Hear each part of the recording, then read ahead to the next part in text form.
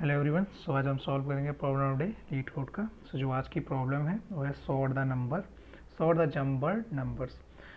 सो basically हमको zero base index integer array mapping दी हुई होगी और मैपिंग हर एक इंडेक्स से कॉरस्पॉन्डिंग कोई ना कोई वैल्यू गिवन होगी और जो उसके कॉरस्पॉन्डिंग वैल्यू दी होगी उसकी जो रेंज है वो 0 to 9 के बीच में होगी। और हमको क्या करना है, उस मैप वैल्यू का यूज़ करके हमको नम्स एरे को सॉर्ट करना है। किस ऑर्डर में सॉर्ट करना है? नॉन डिक्रीजिंग ऑर्डर में।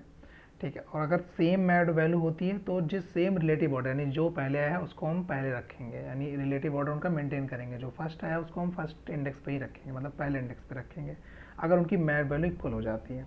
तो बेसिकली हमको एक मैपिंग एरे दिया हुआ है, हर एक इंडेक्स के पास कोई ना कोई वैल्यू दी होगी और उस वैल्यू की जो रेंज है वो 0 to 9 के बीच में होगी। तो हमको उस मैपिंग का यूज़ करके हमको नम्स एरे को सॉर्ट करना है। तो अब कंस्टेंट की बात कर लेते हैं। तो जो नम्स का लेंथ है वो 10⁴ है। हमको पता है कि 10⁸ हमारा 1 सेकेंड होता है, तो 10⁴ इंटू 2 जो होता है वो 10⁸ बनेगा। यानी हम हमारी जो भी अप्रोच है, यानी हम जो भी अप्रोच सोचते हैं या फिर जो भी कोड हम करते हैं उसकी एक्सपेक्टेड टाइम कॉम्प्लेक्सिटी कितनी होनी चाहिए? वो होनी चाहिए big of O n log n। ठीक है। हम इसको अब टेस्ट केस के हिसाब से समझते हैं कि प्रॉब्लम कह क्या रहा है, आखिर हमको करना क्या है। तो जैसे कि हमको एक मैपिंग वेक्टर दे रखा है और हमको एक नम्स एरे दे रखा है। अब हमको करना क्या है कि हमको इस नम्स वेक्टर को सॉर्ट करना है बेस्ड ऑन मैपिंग। यानी सबसे पहले हम क्या करेंगे, जो भी हमको नम्स वेक्टर दिया है इसके करस्पॉन्डिंग हम मैप्ड वेक्टर बनाएंगे। और मैप्ड वेक्टर किसकी हेल्प से बनाएंगे? मैप वेक्टर हम मैपिंग के एलिमेंट के हेल्प से बनाएंगे और उस मैप वेक्टर को सॉर्ट करेंगे और उसके करस्पॉन्डिंग जो भी नम्स की वैल्यू आएगी उसको हमको रिटर्न करना है। तो सबसे पहले ये हमारा रहा मैपिंग एरे है। तो 8 जो है वो जीरो इंडेक्स के करस्पॉन्डिंग 8 वैल्यू, 1 के करस्पॉन्डिंग 9 है, 2 के करस्पॉन्डिंग 4 है। यानी ये हमारा इंडेक्स है और उसके करस्पॉन्डिंग उसकी वैल्यू गिवन है। ठीक है। हमको क्या करना है, हमको we need to sort nums on the basis of mapping value. यानी हमको नम्स को सॉर्ट करना है किसके बेस पे? मैपिंग वैल्यू के बेस पे। तो सबसे पहले हमको नम्स वेक्टर को किस में चेंज करना होगा? मैप्ड वेक्टर में। यानी किसकी मैपिंग वैल्यू की हेल्प से नम्स वेक्टर को पहले मैप्ड वेक्टर में चेंज करना होगा। जैसे हमारा नम्स वेक्टर क्या है? नम्स है हमारा 991 338 और 38। अब हमको सबसे पहले इस नम्स वेक्टर को मैपिंग वेक्टर में कन्वर्ट करना होगा। तो 9 के करस्पॉन्डिंग हमारा जो वैल्यू आ रहा था, 9 कौन सा हमारा वैल्यू क्या आ रहा था? 6 आ रहा था। तो 9 के करस्पॉन्डिंग हम क्या रखेंगे? 6, क्योंकि हमको मैपिंग एरे का यूज़ करके नम्स को मैप वेक्टर में पहले कन्वर्ट करना है, फिर मैप वेक्टर को सॉर्ट करना है, उसके बाद हमको ऐसे रिटर्न करना है। तो 9 के करस्पॉन्डिंग हमारी वैल्यू क्या है? 6। तो 9 के करस्पॉन्डिंग यहाँ पे 6 आ जाएगा। फिर 9 के करस्पॉन्डिंग 6 आ गया। फिर 1 के करस्पॉन्डिंग क्या था? 1 के करस्पॉन्डिंग यहाँ पे 9 है, तो 1 के करस्पॉन्डिंग यहाँ 9 आ जाएगा। ऐसे हम सारे नम्स के एलिमेंट को हम इस तरीके से क्या करेंगे? मैप कर देंगे मैपिंग नम एरे का यूज़ करके। उसके बाद इस जो मैप्ड एरे है उस मैप्ड एरे को हम सॉर्ट करेंगे। तो उसकी अगर हम इसको सॉर्ट करेंगे, सबसे पहले क्या देखो, इसको हम सॉर्ट करते हैं तो 0 0 7 और 0 7 इन दोनों इक्वल है। तो इसमें क्या अगर इक्वल है तो हमको उसको रिलेटिव ऑर्डर मेंटेन करना है। तो जो पहले आया था उसको हम फर्स्ट, मतलब पहले यानी जो पहले आया वो पहले सॉर्ट हो, मतलब जो फर्स्ट आया है उसको हम फर्स्ट इंडेक्स पे रखेंगे। तो जो हमारा 0 0 7 वो पहले आएगा, फिर 0 7 उसके बाद आएगा और सबसे लास्ट में हमारा 6 6 9 आएगा। तो हमने क्या किया, सबसे पहले नम्स को मैप्ड वेक्टर में कन्वर्ट किया, फिर मैप्ड वेक्टर को हमने सॉर्ट किया और सॉर्ट करने के बाद उसके करस्पॉन्डिंग यानी उस करस्पॉन्डिंग इंडेक्स पे जो वैल्यू थी नम्स की उसको हमको रिटर्न करना है। तो 0 0 7 जो हमारा किस इंडेक्स पे था? वो फर्स्ट इंडेक्स पे था, तो सबसे पहले फर्स्ट की वैल्यू आ गई। 0 7 जो हमारा 2 इंडेक्स पे था तो 38 2 इंडेक्स पे आ गया। और हमारा जो 6 6 9 था वो हमारा क्या कहते हैं फर्स्ट इंडेक्स पे था, तो जो फर्स्ट की करस्पॉन्डिंग वैल्यू आ जाएगी वो हमारा यहाँ पे आ जाएगा। तो 991 यहाँ पे आ गया। तो हमको ये रिटर्न करना है। तो बेसिकली हमको सबसे पहले नम्स वेक्टर जो है या फिर नम्स एरे जो है, नम्स एरे को सबसे पहले हमको मैप वेक्टर में कन्वर्ट करना पड़ेगा या फिर मैप्ड एरे में कन्वर्ट करना है। किसकी हेल्प से कन्वर्ट करना है? मैपिंग वैल्यू की हेल्प से। और फिर जो भी हमारा मैप्ड वेक्टर आएगा उसको हमको सॉर्ट करना है और उसको सॉर्ट करने के बाद उसके जो भी उसके करस्पॉन्डिंग इंडेक्स पे जो वैल्यू है उसको हमको रिटर्न करना है। तो इसको सॉल्व करने के हम सबसे पहले समझते हैं, जैसे हम नम्स वेक्टर हमको दिया हुआ है। तो सबसे पहले हमको ये पता है कि नम्स वेक्टर को हमको कन्वर्ट करना है किसमें? इसकी मैप्ड वैल्यू में कन्वर्ट करना है। यहाँ पर दो ऑप्शन है। पहला कि हम जो भी जस्ट 1 सेकेंड, पहला ये कि जो भी हमारा ये है क्या कहते हैं एलिमेंट, इसको हम क्या करें पहले स्ट्रिंग में कन्वर्ट करें। स्ट्रिंग में कन्वर्ट करने के बाद हम जो है मैप्ड वैल्यू में सबको रिप्लेस करें और दोबारा उसको स्ट्रिंग से इंट में कन्वर्ट करके वापस उसमें स्टोर कर दें नम्स में। पहला तो ये है कि हम सबसे पहले स्ट्रिंग में कन्वर्ट करेंगे किसकी हेल्प से, टू स्ट्रिंग की हेल्प से हम उसको स्ट्रिंग में कन्वर्ट कर देंगे। फिर हम मैप्ड एरे का यूज़ करके जो भी उसकी करस्पॉन्डिंग वैल्यू उसको चेंज करके दोबारा हम उसको करेंगे इंट में कन्वर्ट कर देंगे, किसकी मदद से, stdio फंक्शन होता है C++ में, उसकी हेल्प से। अच्छा, ये हम कर सकते हैं कि नहीं, इसको हम चेक कर लेते हैं। तो हमारी जो stdio फंक्शन ये स्ट्रिंग को इंट में मैक्सिमम कितने डिजिट तक का कर सकता है, वो 2 की पावर 10 कर सकता है। यानी अगर इतने रेंज का अगर हमारे पास स्ट्रिंग है तो उसको वो इंट में कन्वर्ट कर सकता है। और हमको पता है कि जो नम्स की वैल्यू वो 10 की पावर 4 ही जा रही है, तो इसलिए हम इस फंक्शन का यूज़ कर सकते हैं, कोई भी एरर नहीं आएगा। तो पहला मेथड तो ये है कि हम पहले उसको स्ट्रिंग में कन्वर्ट करें, देन स्ट्रिंग को उसके कॉरस्पॉन्डिंग मैप वैल्यू का रिप्लेस करें, देन उसको फिर वापस स्ट्रिंग को एंड में कन्वर्ट करके वापस हम एरे में स्टोर कर दें। अच्छा, सेकंड मेथड क्या है कि हम डायरेक्ट ये फंक्शन यूज़ नहीं करना चाहते हैं तो हम क्या करेंगे, हम हर एलिमेंट को 10 से डिवाइड करेंगे और उसकी प्लेस वैल्यू निकालेंगे। फिर उसको क्या करेंगे, मल्टीप्लाई करेंगे उसके प्लेस मतलब यूनिट पे या 100 पे उसके एस्पेक्ट में उसको मल्टीप्लाई करेंगे, देन हम उसको वापस एक मैप्ड वैल्यू में स्टोर करेंगे। तो सबसे पहले से हमारे पास 991 है, तो इसको हम %10 मतलब क्या हो गया कि ये हमको क्या देगा, उसकी यूनिट प्लेस दे, मतलब यूनिट नंबर देगा, यानी कि कौन सा प्लेस किस यूनिट पे है। तो जब हम %10 पे करेंगे तो हमको क्या गेट होगा, प्लेस वैल्यू गेट होगी। अगर हम डिवाइड बाई 10 करेंगे तो हम जो प्लेस वैल्यू गेट की उसको हम रिमूव कर देंगे अपने ओरिजिनल नंबर में से।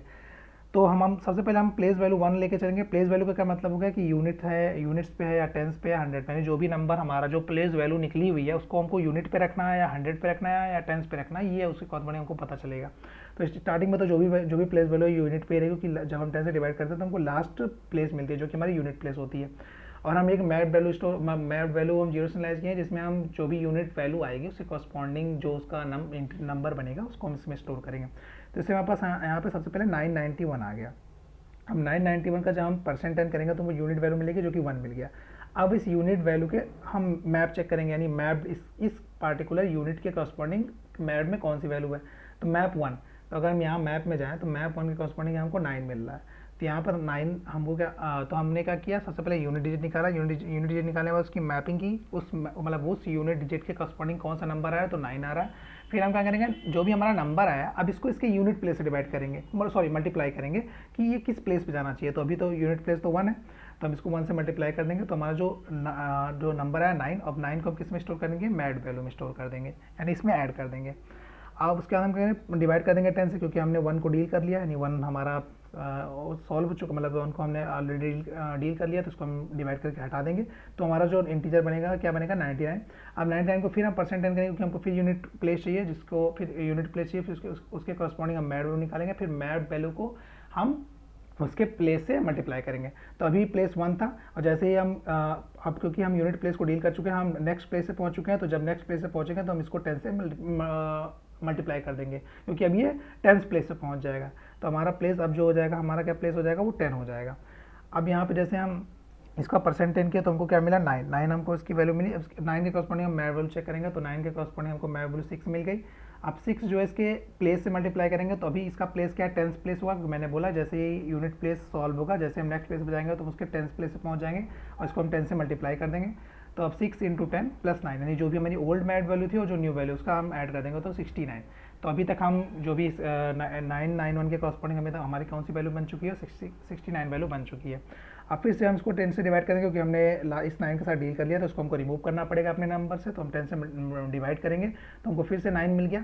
अब 9 के कॉरस्पॉन्डिंग हमने फिर से सॉल्व किया था, तो 9 के कॉरस्पॉन्डिंग हमको मैड वैल्यू 6 मिली थी। और अभी हम किस पे हैं, क्योंकि हम फिर से 10 से मल्टीप्लाई करेंगे, तो 10 से एक बार मल्टीप्लाई किया तो 10 हुआ था, फिर हम 10 से मल्टीप्लाई करेंगे तो 100 हो जाएगा।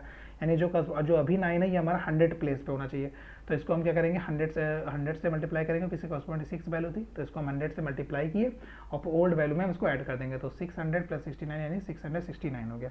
इसी तरीके से और फिर हम जब इस वैल्यू को हम सॉल्व कर लेंगे, यानी जब भी हमारे इस नम्स के वैल्यू एलिमेंट को उसके कॉरस्पॉन्डिंग मैड वैल्यू के साथ जब हम रिप्लेस कर रहे होंगे, तो हमको जब मैड वैल्यू मिल जाएगी, तो इसको हम क्या करेंगे कि वेक्टर में, क्योंकि हमको इसको सॉर्टिंग ऑर्डर में स्टोर करना है, तो हम क्या करेंगे, इसकी मैप्ड वैल्यू जो आई है और ये किस इंडेक्स की, मतलब किस इंडेक्स की वैल्यू है।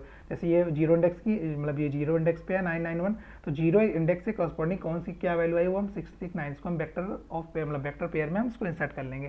तो 669 जो वैल्यू आई किसी कॉरस्पॉन्डिंग आई है, 0 इंडेक्स के बेसिस, मतलब 0 इंडेक्स से कॉरस्पॉन्डिंग 669 वैल्यू आई है। वैसे 1 से कॉरस्पॉन्डिंग 007 आएगी और 2 के कॉरस्पॉन्डिंग 07 आएगी। अब क्या करेंगे हम, अब क्योंकि हम इसको स्टोर कर चुके हैं वेक्टर पेयर में, तो हम इसको सॉर्ट किसके बेसिस पे करना है, हमको इसकी जो मैड वैल्यू है इसके बेसिस पे सॉर्ट करना है। तो हम यानी हमको बाय डिफ़ॉल्ट इसके फर्स्ट इंडेक्स से सॉर्ट करना है। तो जब भी हम वेक्टर पेयर को हम सॉर्ट कर रहे होते हैं तो बाय डिफ़ॉल्ट वो फर्स्ट इंडेक्स के पेयर पे ही सॉर्ट कर रहा होता है। तो जब हम सॉर्ट करेंगे उसको, तब उसके कॉरस्पॉन्डिंग जो हमारी वैल्यू है कि 007 और 07 ये इक्वल है, तो इक्वल है तो पहले कौन सा आएगा, मतलब रिलेटिव ऑर्डर में आएगा, तो जो पहले आया था वो पहले आएगा। तो 338 पहले आया था तो 38 पहले आ गया। फिर 07 आया, मतलब ये क्या हुआ, जो हमने वेक्टर पेयर बनाया था उसको सॉर्ट किए हैं किसके बेसिस पे, मैड वैल्यू के बेसिस। तो हमको ये सॉर्टेड एलिमेंट में, मतलब ये सॉर्टेड वैल्यू मिल गई है। अब जब ये सॉर्टेड वैल्यू मिल गई है तो इसके करस्पॉन्डिंग जो इंडेक्स हैं यही हमारा आंसर होगा। तो यानी जो भी इसके करस्पॉन्डिंग इंडेक्स था इसके, अब हम नम्स के करस्पॉन्डिंग इस वैल्यू को निकाल लेंगे। तो नम्स में जो 1 इंडेक्स पे जो वैल्यू थी हमारी नम्स में, वो क्या था हमारा 338 था, और 2 पे जो हमारी वैल्यू थी वो 38 था, और 0 पे जो हमारी वैल्यू थी वो 991 था। तो ये हमारा क्या हो गया आंसर। इसको हम क्या करेंगे, रिटर्न कर देंगे। यानी हमको कुछ नहीं करना, हमको जो नम्स गिवन होगा, नम्स जो भी हमको गिवन है उसको सबसे पहले हम मैड वैल्यू में कन्वर्ट करेंगे। किस में करेंगे, मैड वैल्यू में। किसकी हेल्प से करेंगे, मैपिंग की हेल्प से करेंगे, जो हमको मैपिंग वेक्टर दिया हुआ है इसकी हेल्प से। और फिर जो मैड वैल्यू आई है इसको हम क्या करेंगे, वेक्टर पेयर में इंसर्ट करेंगे। वेक्टर पेयर में इंसर्ट करेंगे, दो पेयर क्या क्या बनेंगे, पहला तो हमारा मैड वैल्यू पड़ेगा, दूसरा कि उसका इंडेक्स, यानी किस करस्पॉन्डिंग वो इंडेक्स पे आया। फिर इसको हम सॉर्ट कर देंगे। सॉर्ट करने के बाद जो हमारा इंडेक्स था उसके करस्पॉन्डिंग हम नम्स में वैल्यू निकाल के उसको हम रिटर्न कर देंगे, क्योंकि उसके उस मतलब हमारा जो मैड वैल्यू थी उसके करस्पॉन्डिंग जो भी इंडेक्स है ये हमारा सॉर्टेड ऑर्डर होगा। अब इसको हम कोड एक बार देख लेते हैं। तो सबसे पहले हमने क्या किया, वेक्टर पेयर बना लिया जिसमें हमारा पेयर वैल्यू स्टोर होगी, जिसमें मैप्ड वैल्यू और हमारा उससे कॉरस्पॉन्डिंग जो इंडेक्स, यानी किस कॉरस्पॉन्डिंग इंडेक्स से मतलब इंडेक्स से कॉरस्पॉन्डिंग जो भी मैड वैल्यू उसको हम स्टोर करेंगे। तो इंडेक्स हमारा जो सेकंड एलिमेंट में स्टोर होगा, और जो हमारी मैड वैल्यू है फर्स्ट इंडेक्स में स्टोर करेंगे। क्यों फर्स्ट में, क्योंकि हमको सॉर्टिंग करना है मैड वैल्यू के बेसिस पे, और बाय डिफॉल्ट वो सॉर्ट होता है फर्स्ट इंडेक्स के बेसिस, मतलब फर्स्ट एलिमेंट के बेसिस पे। तो सबसे पहले हमारा ये फॉर लूप चलेगा जिसमें हम नम्स को ट्रेवर्स कर रहे होंगे। हम नम्स को ट्रेवर्स करेंगे और हर एक एलिमेंट, यानी जो भी एलिमेंट होगा उसकी हम उसके कॉरस्पॉन्डिंग उसकी मैप वैल्यू बना रहे होंगे। तो जैसे सबसे पहले हम करेंगे मैड वैल्यू को 0 से, फिर हमें टेम्प्रोरी जो भी टेम्पल है हम सबसे पहले नम्स ऑफ आई निकालेंगे, यानी जो भी पहला इंडेक्स है उसकी वैल्यू हम टेम्प में स्टोर कर देंगे। फिर ये प्लेस जो हमारा चेक कर रहा होगा कि वो यूनिट है 10 से 100 प्लेस, यानी जो भी प्लेस की हमारा जो यूनिट जो वैल्यू हम निकालें वो किस प्लेस से मल्टीप्लाई होना चाहिए, वो यूनिट प्लेस पे या 10 प्लेस पे। यानी अगर यूनिट पे है तो 1 से मल्टीप्लाई 10 है तो 10 से मल्टीप्लाई, 100 है तो 100 से मल्टीप्लाई। और ये हमारा अगर टेम्प हमारा 0 है तो ऑब्वियस सी बात है, अगर हमारा टेम्प 0 है तो हम उसके कॉरस्पॉन्डिंग मैपिंग वैल्यू चेक करेंगे, और हमारा जो इंडेक्स होगा उसको हम स्टोर कर देंगे। किस में स्टोर करेंगे, हमारा वेक्टर पेयर में स्टोर करेंगे। ठीक है, ये और फिर हमारा ये वाइल लूप चल रहा है, जो कि वाइल लूप क्या कर रहा है, वही हमेशा 10 से उसको 10 से उसका यूनिट मतलब यूनिट प्लेस निकाल रहा है, फिर यूनिट प्लेस को रिमूव कर रहा है डिवाइड बाई 10 करके। तो ये हमारा जो कन्वर्ट कर देगा हमारे नम्स को किस में, मैड वैल्यू में कन्वर्ट कर देगा।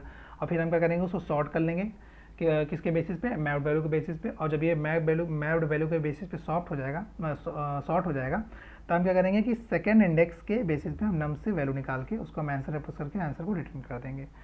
तो इसकी हम कॉम्प्लेक्सिटी की बात कर लेते हैं। तो अगर टाइम कॉम्प्लेक्सिटी की बात करें तो ये हमारा जो पूरा फॉर लूप है ये ले रहा है बिग ऑफ ओ, यानी ये जो पूरा फॉर लूप है ये big of O N times ले रहा है, और ये जो वाइल लूप है ये ले रहा है बिग ऑफ ओ 9 टाइम्स। क्योंकि हमारा जो नम्स की रेंज है वो 10⁹ हमको क्वेश्चन में गिवन है, और अगर उसको हम 10 से डिवाइड करते रहेंगे तो ये मैक्सिमम 9 टाइम्स ही डिवाइड होगा। तो यानी ये चल रहा है बिग ऑफ ओ 9 टाइम, ये चल रहा है बिग ऑफ एन। तो ओवरऑल ये फॉर लूप चल रहा है हमारा big of O N times. ठीक है, और हम जब सॉर्टिंग कर रहे हैं तो कोई भी सॉर्टिंग हो तो कम मिनिमम सबसे एन लॉग एन तो लेता है।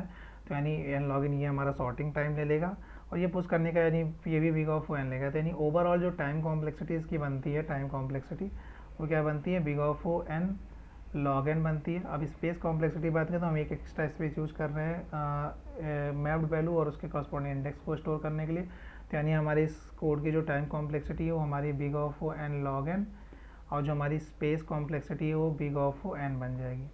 तो ये हमारा इसका सॉल्यूशन है। Thank you.